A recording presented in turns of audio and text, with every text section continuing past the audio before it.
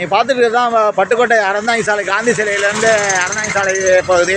இந்த பகுதியில் பார்த்திங்கன்னா சாலை நடுவே தடுப்பு இருக்குது. இந்த தம்பிங்கெல்லாம் இடவும் பக்கமாக பார்த்து வேலை பார்த்து இந்த தடுப்புகளில் வர்ணம் பூசி இருக்காங்க, கருப்பு வெள்ளை வர்ணம்.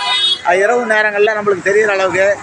ஆனால் இப்போ இன்னும் ஒரு 2-3 மாதம் கழித்து ஏதாச்சும் தலைவர் விழா, அந்த விழா, குருபூஜை விழா, பவள விழா, தலைவரே வருக வருகன்னு அங்கங்கே நம்ம அரசியல் கட்சிக்காரங்க பல்வேறு அமைப்புகள்லாம் நாரடிச்சிட்டு போகிறீங்க. இதெல்லாம் நம்ம இனிமேல் செய்யக்கூடாது. நம்ம ஊர் நல்லா இருந்தால் தான் நம்மளுக்கு நல்லது. தம்பிங்கெல்லாம் ரொம்ப இரவு பகலமாக பார்த்து எல்லாம் அழகாக வர்ணம் பூசிகிட்ருக்காங்க. நம்ம என்ன பண்ணுறோம், ஒரு 6 மாதம் கழித்து ஏதாச்சும் ஒரு விழானதில் ஒன்று போஸ்ட்டை ஒட்டிடுறோம். எங்கள் தலைவரே வருக வருக. ஏன்னா தலைவர் ரோட்டு வரமாக போகிறப்ப பார்க்கணுன்னு தலைவராக வருக வருகன்னு இதெல்லாம் எழுதி விட்டுறோம்.